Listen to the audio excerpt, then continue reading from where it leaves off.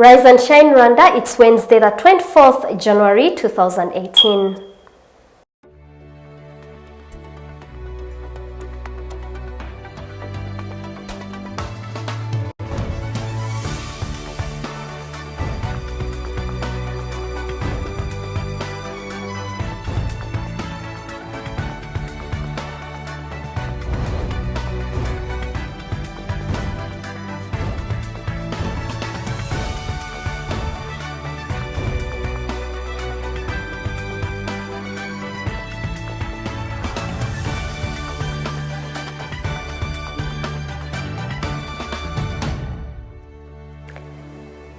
Coming up on today's Rise and Shine Rwanda, Kagame in Davos for World Economic Forum. La Tropicale champion Areruya Joseph for his welcome yesterday. Good morning, you're watching Rise and Shine Rwanda with me, Irene Kanengwa. Now, over the next half an hour, we'll bring you all the latest news, business, headlines, and lifestyle stories from here in Rwanda and around the world. But first, let's take you through this week's news features.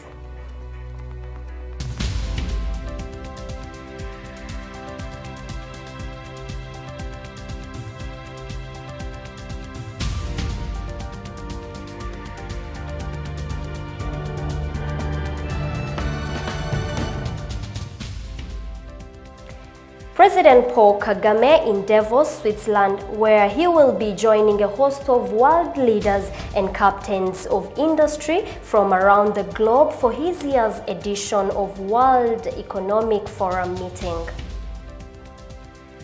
Held under the theme, Creating a Shared Future in a Fractured World, the 48th WEF meeting opened yesterday, January 23rd through 26th, and will feature 400 sessions focusing on major economic and geopolitical issues around the world. Kagame is leading a high-powered government delegation which includes Ministers Louise Mushikiwabo, Clever Gatete, Jean-Dodier Rurangirwa, Dr. Vincent Biruta, as well as Francis Gatare and Claire Akamanzi. Organizers say panel discussions will tackle such issues as scaling up for the fourth industrial revolution and navigating a multipolar and multi-conceptual world.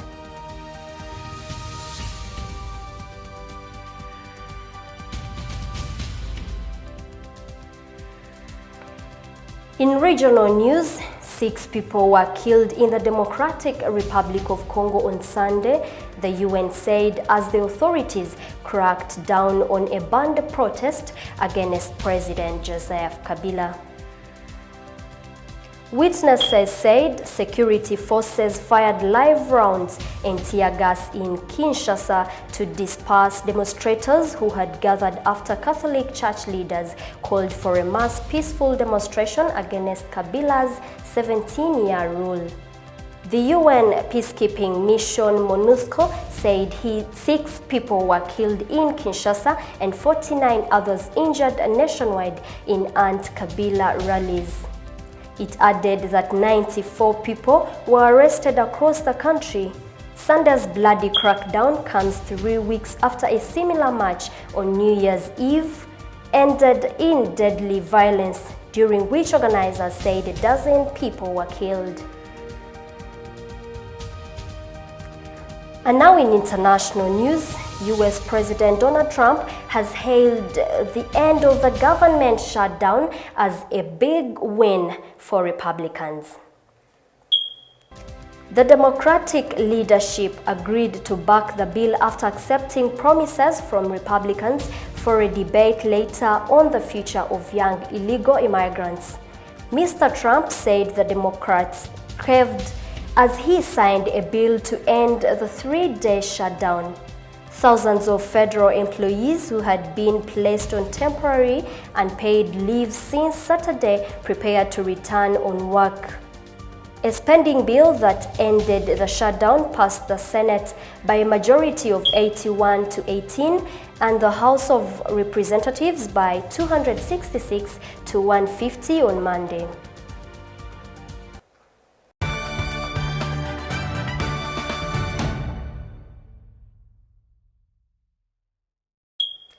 Now bring it back to the local news.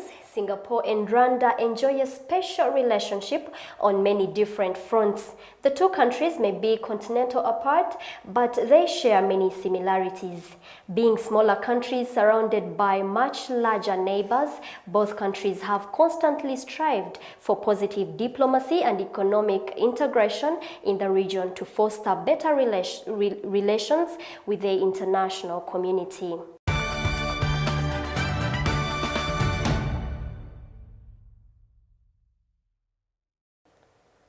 Now joining us in studio is Isaac Semsatsi, Digital Marketing and IT Consultant at Skyline Digital. You're welcome. Thank you for having me. How do you feel? I'm feeling good. It's a Tuesday, the week just began, and yeah? Sure, I'm definitely feeling okay, very good. It is morning hours. Cheer up, cheer up. If you start your day so calm, you just know you're killing things somewhere ahead. You're killing the vibes. That's okay. Yeah, so Isaac, Rwanda has a dream to become a mini Singapore on the continent. What's your say about this? Actually, we don't have a dream to become a mini Singapore. We are becoming the Singapore of Africa.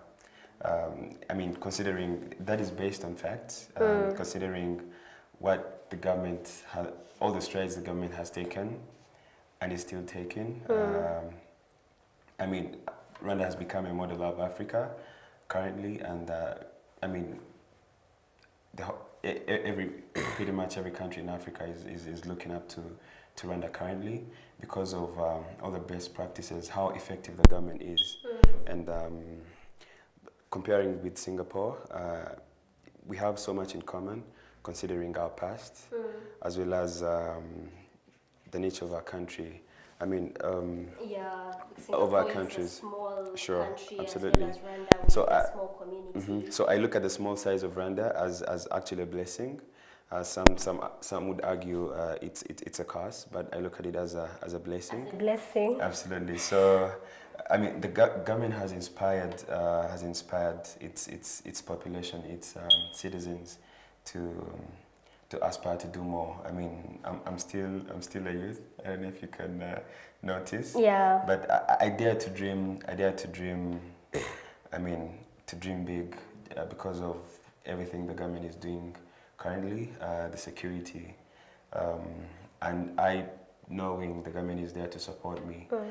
Take an example, Volkswagen came to invest in Rwanda just because of, I mean, the government is the government making it like open doors. Sure. So with the open investors, doors, yeah. To investors, but also Rwanda wants to is actually becoming the place, the country where these companies, these big companies can come and prototype. Yeah, actually it is amazing to see like one of the leading car makers open up a farm here in Rwanda. And it is not believable, but yeah, it is true. And it is here, like not so many people believe great things can happen with a very small community, which is already happening. Yeah. Yeah, and that is because mainly the government opened Rwanda. I mean, you look at the open borders. That's one of the reasons, but also and the security around and security definitely. Yeah. But also, I mean, Rwanda is wants to create a space where companies can come and prototype their projects. So you heard Volkswagen wants to produce electric cars in Rwanda. You wouldn't. I don't have a good feeling you would do the same in most of the African countries. But Rwanda, because of the way the government is open to IT, to technology, and to all these advancements, Volkswagen noted this would be the perfect place to prototype the electric cars and try them out in the African market. Yeah, and let's hope this works out because Absolutely. we don't want a disappointment out No, the next. No, it will work out considering I mean Singapore took those big strides in technology. Exactly. It's very advanced in technology. It has very, very fast internet. Yeah. The same as Rwanda. You would argue Rwanda has the best internet in Africa. Oh my God, yes. It is well known everywhere. Sure. So Isaac, with a bilateral agreement signed between Rwanda and Singapore, it has given us a position to learn loads. Relating the two economies, that of Rwanda and Singapore, where do you see us so far? Shall we be able to meet the dream by 2020 as it's part of the vision? Thanks for that. 2020 could be so near, but I'm 100% sure we are meeting the dream by 2050, which is the part of the SDGs from the UN. So by 2050, I'm quite confident we'll be, if not at 100%, at 90% to meet that dream, to become the Singapore of Africa. Oh, that's good news. Interesting. So Isaac, thank you so much for joining us. We hope to have you another time. Pleasure was That was mine. Isaac Semsatsi, Digital Marketing and IT Consultant at Skyline Digital.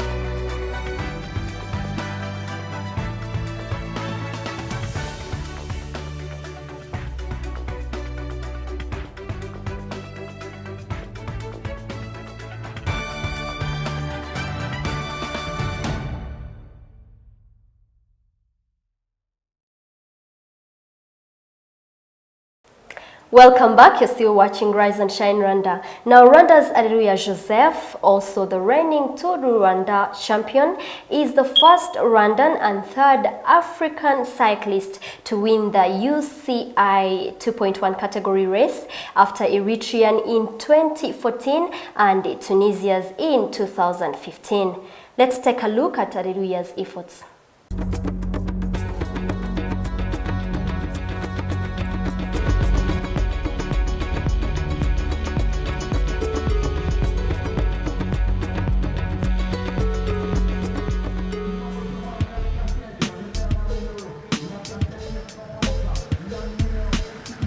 Elle sera certainement la journée la plus difficile de cette 13e édition de la Tropicale à Missabongo en raison de sa distance.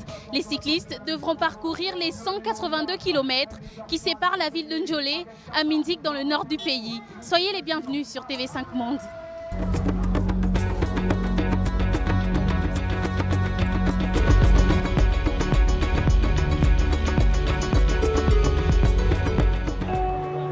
Quelques années auparavant, Njolé était un petit village de chasseurs et de pêcheurs au cœur de la forêt gabonaise. Aujourd'hui, c'est fièrement que la petite ville s'est prêtée aux Jeux de la Tropicale en offrant le plus long et difficile parcours de cette édition 2018 pour allier Mindik. Un parcours que les coureurs appréhendent, redoutent et qui pourrait être décisif pour la suite de la Tropicale. Ça va être l'étape la plus difficile, je pense. Surtout, nous, on ne connaît pas trop, donc on s'est renseigné un peu avec les Gabonais. Ils disent qu'il y a des belles bosses quand même, de 3 km à peu près. Donc on verra bien comment ça va se passer. Je pense que l'étape plus dure de la Tour de Gabon et je pense qu'aujourd'hui, ça va jouer la générale. C'est donc avec la boule au ventre que les cyclistes s'élanceront dans quelques minutes sur les routes de Njolé. Dès le premier kilomètre de course, l'Érythréen Rsr S4 se porte à l'attaque avec 20 secondes d'avance sur le peloton. Mais très vite, une nouvelle échappée se forme avec en tête Yannick Martinez de Delco Marseille. Le Rwandais Joseph Areruya n'est pas en reste. C'est au terme d'une belle poursuite de 2 km qu'il recolle au groupe de tête. Koshevoy de Willier Tristena fait lui aussi un bond. Ils sont désormais 10 et tous ont une avance de 32 secondes sur le peloton. Mais peu à peu, le groupe de tête se désunit. Godin de Direct Energy et Oller de Bikit en profitent pour sortir seuls au kilomètre 48. Ils sont rejoints par Koshevoy et Areruya du Rwanda. Une lueur d'espoir pour son directeur sportif. Même s'il y a des équipes qui sont très fortes, mais on est à mesure de gagner l'étape quand même. Le peloton, emmené par l'équipe Delco, semble avoir trouvé le bon rythme pour se rapprocher des 4 échappés. Mais l'écart continue de se creuser. 6 minutes les séparent à 25 km de l'arrivée. Areruya fait coup double, il bat au sprint le Biélorusse Koshevoy et s'empare du maillot jaune. C'est un grand jour, c'est merveilleux et fantastique. Je suis très content de monter sur le podium.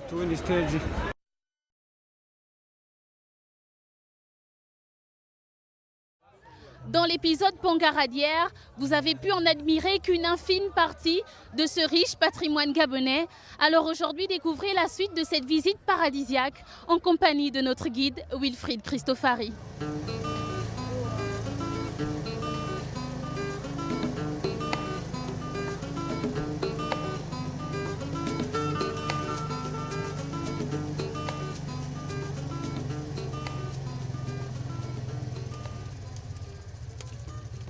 Ils observent. Tu vois le plus foncé dans le groupe? Oui, là, je vois. là, ce plus foncé qui en fait normalement est le mâle Dominant. en fait et qui a l'œil sur tout le groupe. D'accord. En général, ce sont les plus farouches. Les guerriers de la troupe. Les guerriers de la troupe. Là. Et à l'intérieur, j'ai cru voir tout à l'heure un petit qui est en plein milieu, qui il est se juste rapprocher, là.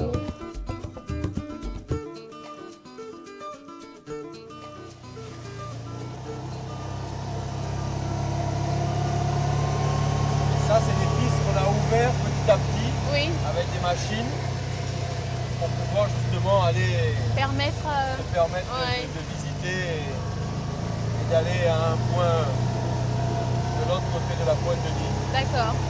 Qu'on appelle Gombe. D'accord. Le phare de Gombe. Ok. Donc là, on sera au phare de Gombe, c'est ça? On sera au phare de Gombe.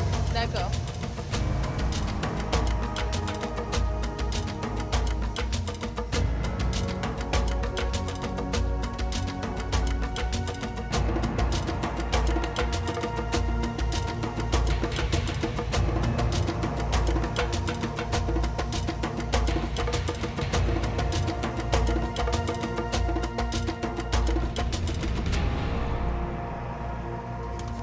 Ça y est, on est arrivé là. Arrivé. Alors Wilfried, on est où concrètement ici?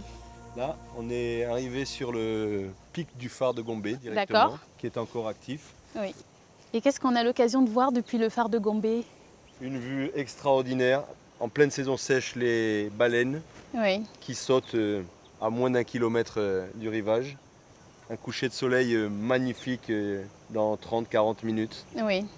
C'est extraordinaire. Bah, merci beaucoup Wilfried. Merci à toi. À la prochaine peut-être. Prochaine. Au revoir. Au revoir.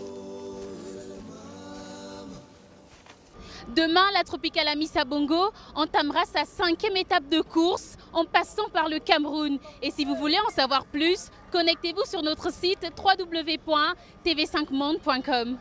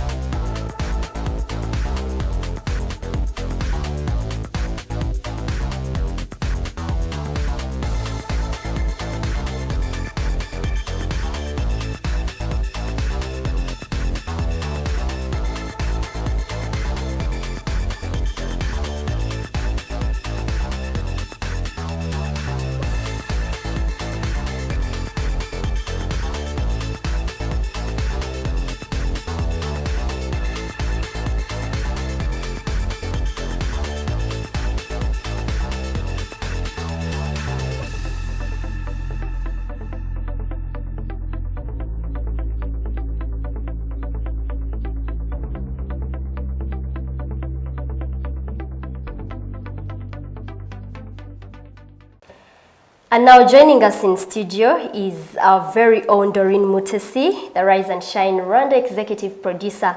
Welcome. Thank you, Irene. How do you feel your first time I being really on want set? to run.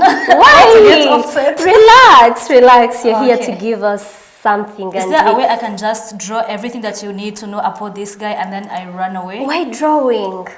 Oh, okay. This is not an art school. Let's do this. Okay, Doreen, you've been at the airport. You were there yesterday, actually. You saw Areruya coming in.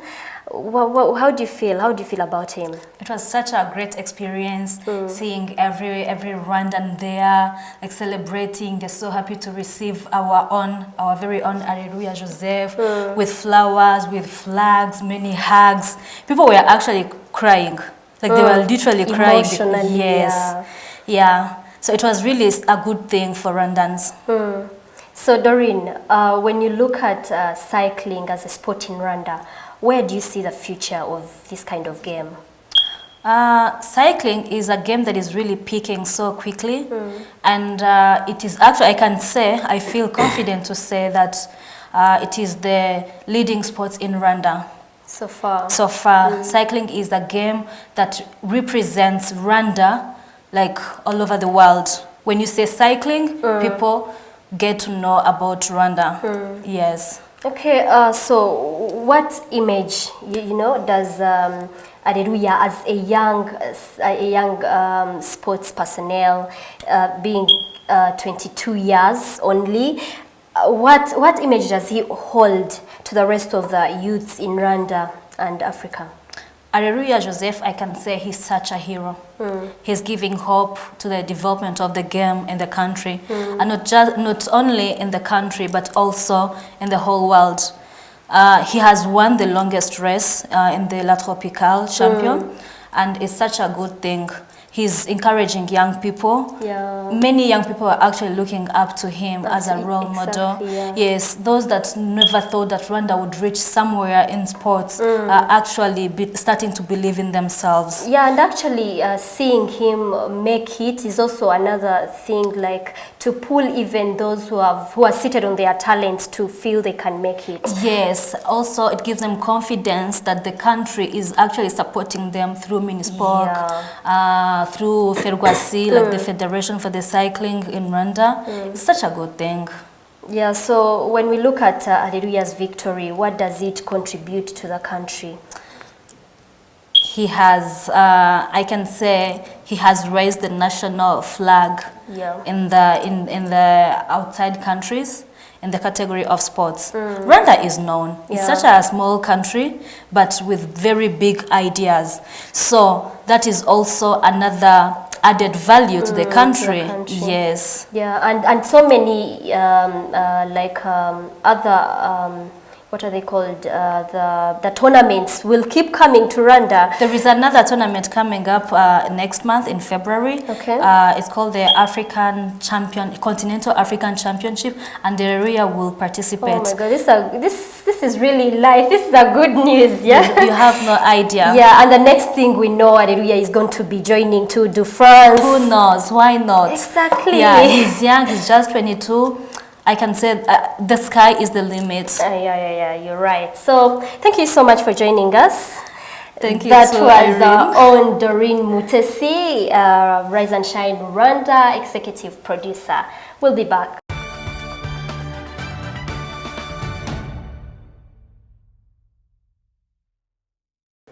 Don't forget, we love to hear your thoughts, comments and feedback on what we are talking about here on Rise and Shine Rwanda.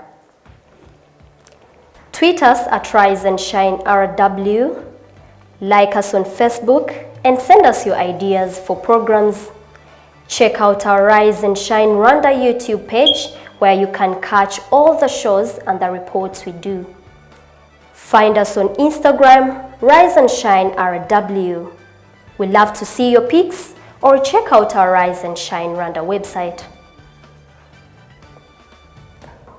Well, that's all that we have time for today. We love to hear your feedback, and do let us know if you have any idea for the program. You've been watching Rise and Shine Rwanda with me, Irene Kanengwa. From me and the rest of the Rise and Shine team, we wish you a blessed day.